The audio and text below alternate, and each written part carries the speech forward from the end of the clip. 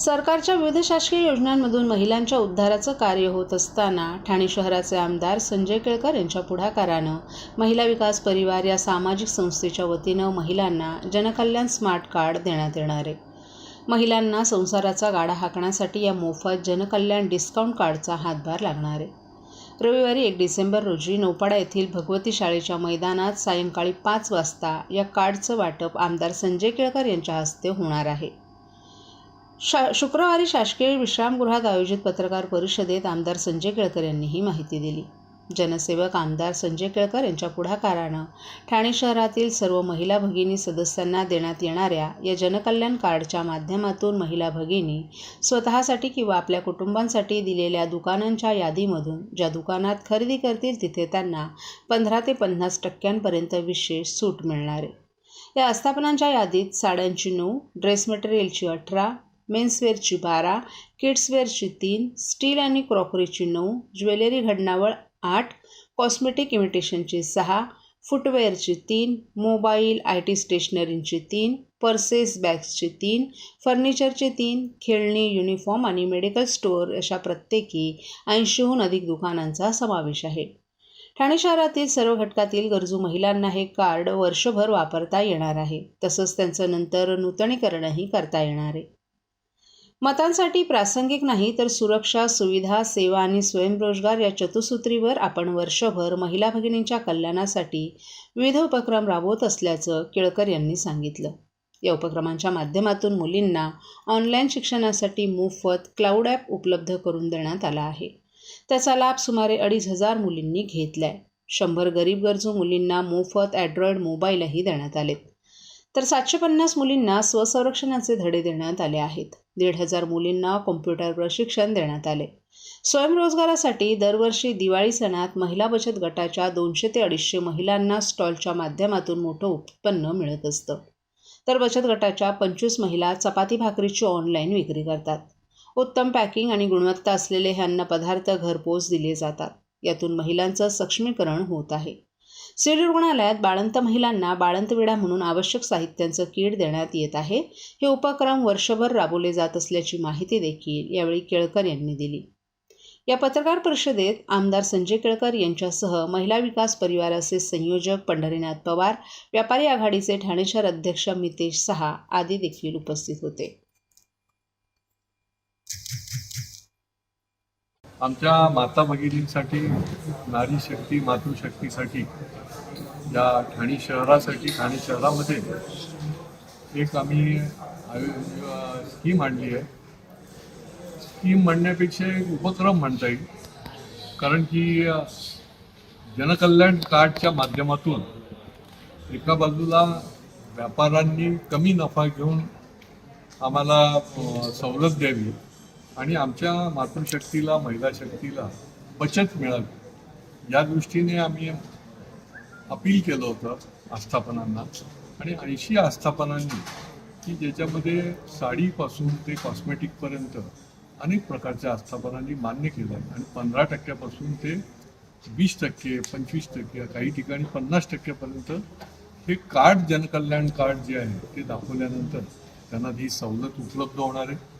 महिला विकास परिवार ही आमची महत्त्वाची संस्था आहे की ज्याच्यामध्ये हजारो महिला सदस्य आहेत आणि या महिला विकास परिवारच्या माध्यमातून महिलांसाठी विविध प्रकारचे आम्ही उपक्रम राबवतो।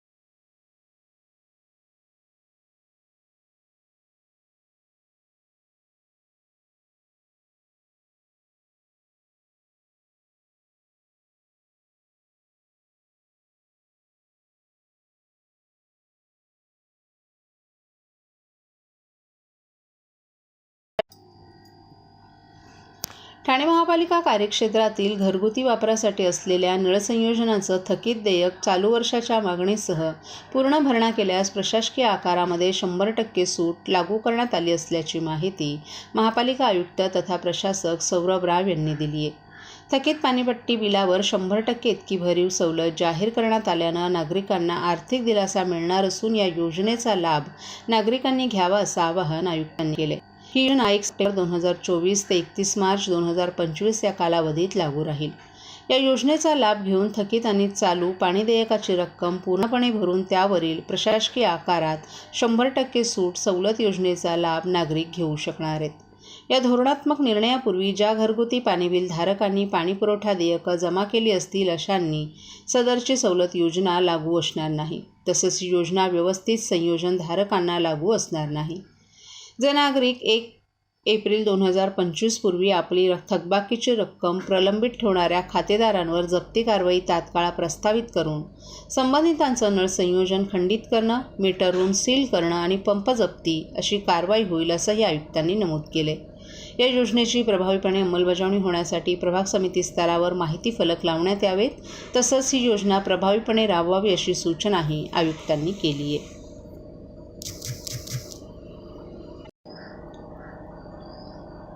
विधानसभा निवडणुकांचे वेध लागलेले असतानाच निवडणूक आयोगाकडून कधीही निवडणुकीच्या कार्यक्रमाची घोषणा होण्याची शक्यता वर्तवली जाते.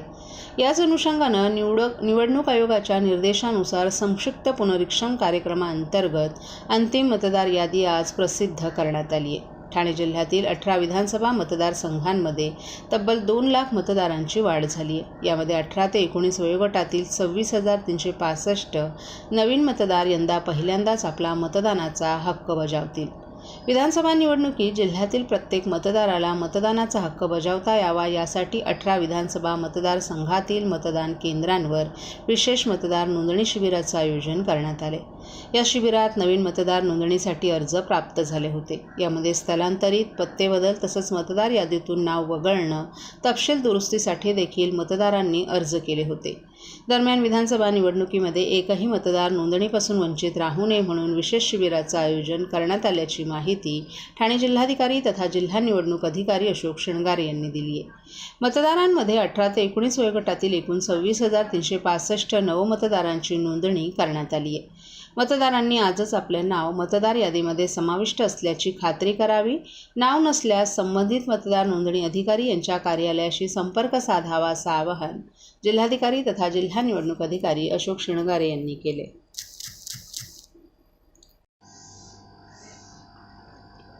गणेशोत्सव हा महाराष्ट्रातील सर्वात मोठा सण असून या निमित्तानं सर्वत्र आनंदाचं, उत्साहाचं आणि मंगलमय वातावरण असतं.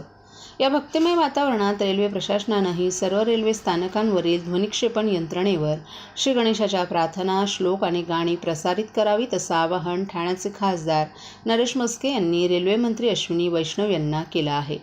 श्री गणेशाची महती वर्णन करणारे अनेक श्लोक, काव्य आणि गाणी आहेत. आदी शंकराचार्य रचित गणेश पंचरत्न यापैकी एक ज्येष्ठ पार्श्वगायिका अनुराधा पौडवाल यांनी नुकतंच लंडन येथील हाऊस ऑफ कॉमनमध्ये हे स्तुती काव्य गायले. त्याची ध्वनिफीत रेल्वे प्रशासनाला प्रसारणासाठी उपलब्ध करून देण्यात येईल असंही खासदारांनी कळवले. ती सर्वत्र प्रसारित करता येणार आहे. तसंच या व्यतिरिक्त अन्य जुनी नवी श्री गणेश गीतं रेल्वे स्थानकांमध्ये प्रसारित करावीत अशी विनंती खासदारांनी रेल्वे प्रशासनाला केली आहे.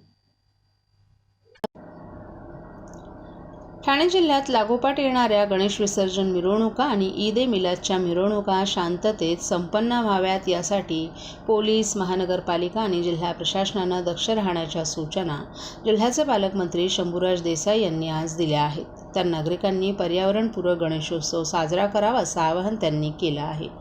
गणेशोत्सव, विसर्जन मिरवणूक आणि ईद ए मिलादच्या मिरवणुकीसंदर्भात जिल्हा नियोजन समिती सभागृहात आयोजित जिल्हा प्रशासन, पोलीस आणि महानगरपालिका प्रशासनाच्या वरिष्ठ अधिकाऱ्यांच्या आढावा बैठकीत ते बोलत होते.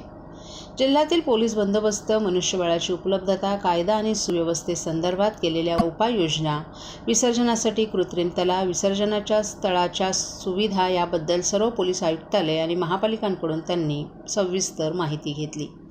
यावेळी उपस्थितांना मार्गदर्शन करताना पालकमंत्री शंभूराज देसाई यांनी महापालिका आणि नगर परिषद हद्दीतील रस्त्यांचे खड्डे 100% भरण्यात यावेत. पाऊस कमी झाला आहे, नालेसफाई तात्काळ करून घ्यावी. नाले जर अगोदरच तुंबले असतील तर पाणी रस्त्यावर येतं, त्यामुळे वाहतुकीला अडथळा निर्माण होतो.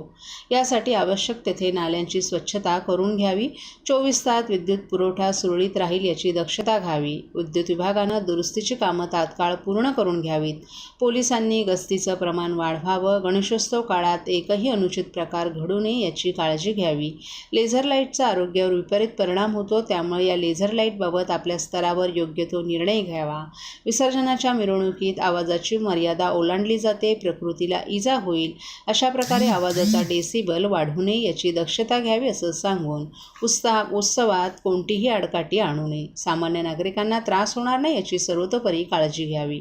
महिला, बालकं यांच्यासह सामान्य नागरिकांच्या सुरक्षतेसाठी सर्व खबरदारी पोलीस विभागानं घ्यावी असंही देसाई यांनी सांगितलं.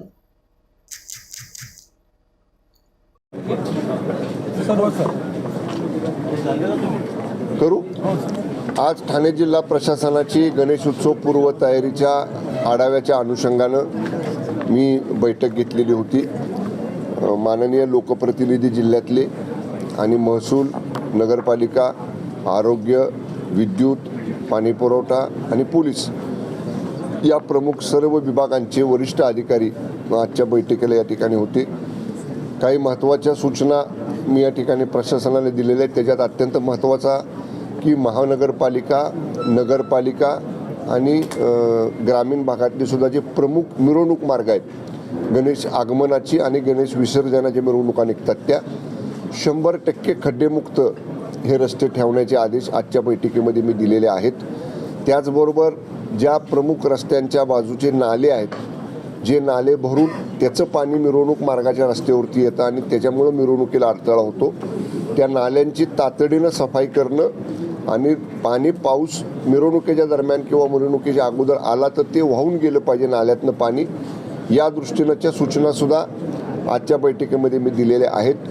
24/7 विद्युत पुरवठा सुरळीत राहील या दृष्टीनं सुद्धा MSEBच्या अधिकाऱ्यांना तसे आदेश या ठिकाणी दिलेले आहेत. जी मेंटेनन्सची कामं आहेत, मग ट्रान्सफॉर्मर मेंटेनन्स असेल, मेन लाईन मेंटेनन्स असेल, सर्व्हिस लाईन मेंटेनन्स असेल, ती पूर्ण गणेशोत्सवाच्या अगोदर पूर्ण करून घ्या, अशा सुद्धा सूचना आज या ठिकाणी आपण MSEBला दिलेल्या आहेत. मोठी मंडळं आहेत, जिथं गर्दी होते मुलींची, महिलांची, देखावे बघायला, गणेश दर्शनाला, अशा ठिकाणी पुरेसा बंदोबस्त ठेवण्याचे सुद्धा आदेश आजच्या बैठकीत मी पोलीस प्रशासनाला दिलेले आहेत.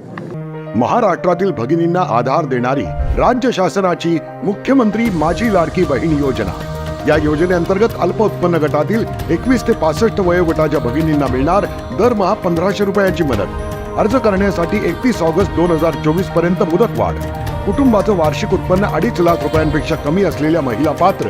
कुटुंबाकडे पिवळं किंवा केशरी रेशन कार्ड असल्यास उत्पन्नाचा दाखला आवश्यक नाही. पांढरं रेशन कार्ड असेल किंवा रेशन कार्ड नसेल तर कुटुंबाचं वार्षिक उत्पन्न 2.5 लाखांपेक्षा कमी असल्याचा दाखला आवश्यक.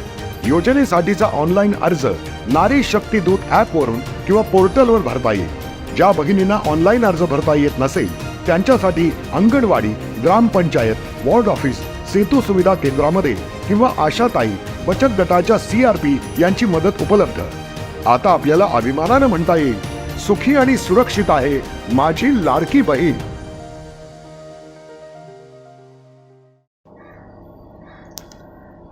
राष्ट्रवादी काँग्रेस पक्षाचे अजित पवार गटाचे प्रवक्ते आनंद परांजपे यांनी महाराष्ट्रातील राजकीय परिस्थितीवर आज एका पत्रकार परिषदेत महत्त्वपूर्ण मतं मांडली.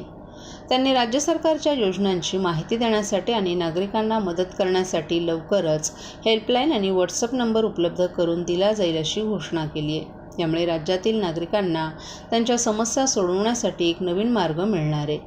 आगामी निवडणुका महायुतीच्या माध्यमातून लढवल्या जाणार असल्याचंही परांजपे यांनी स्पष्ट केले. त्यांनी तीनही पक्षांमध्ये उत्तम समन्वय असल्याचा दावा केला आहे आणि अजित पवार यांच्या भूमिकेवर बोलणं योग्य नसल्याचंही नमूद केले. यासोबतच रोहित पवार यांच्या तिसऱ्या आघाडीवरील वक्तव्याचं गांभीर्य कमी करून राष्ट्रवादी काँग्रेस एकत्रितपणे निवडणूक लढवणार असल्याचंही त्यांनी स्पष्ट केले. छत्रपती शिवाजी महाराजांच्या पुतळ्याच्या वादावर पंतप्रधान नरेंद्र मोदी आणि मुख्यमंत्री एकनाथ शिंदे यांनी माफी मागितल्याचंही परांजपे यांनी सांगितलं. त्यांनी राहुल गांधी यांना सावरकरांचा अपमान केल्याबद्दल माफी मागायला लावणार का असा सवालही उपस्थित केलाय. शेतकऱ्यांच्या अपमानाबद्दल बोलताना परांजपे यांनी राज्यातील मंत्र्यांनी शेतकऱ्यांच्या भावना दुखावणारी वक्तव्य टाळावीत असं आवाहन केले. राज्यपालांच्या नियुक्तीबाबतचा निर्णय वरिष्ठ नेते आणि पार्लमेंट बोर्ड घेतील असंही त्यांनी स्पष्ट केले. नवी मुंबईतील वादावर परांजपे यांनी गणेश नाईक यांनी महायुतीत कोणताही मतभेद होणार नाही असं सार्वजनिक वक्तव्य करावं असा सल्ला दिलाय. परांजपे यांनी विरोधकांवरही टीका केली आणि माफी प्रकरणावरून ते राजकारण करत असल्याचा आरोप केलाय. त्यांनी महायुती एकत्र राहून पुढे जाणार असल्याचा विश्वास व्यक्त केलाय. या पत्रकार परिषदेत परांजपे यांनी महायुतीच्या आगामी निवडणुकांच्या तयारीबाबत आत्मविश्वास व्यक्त केला आणि विरोधकांच्या आरोपांना सडेतोड उत्तरं दिली.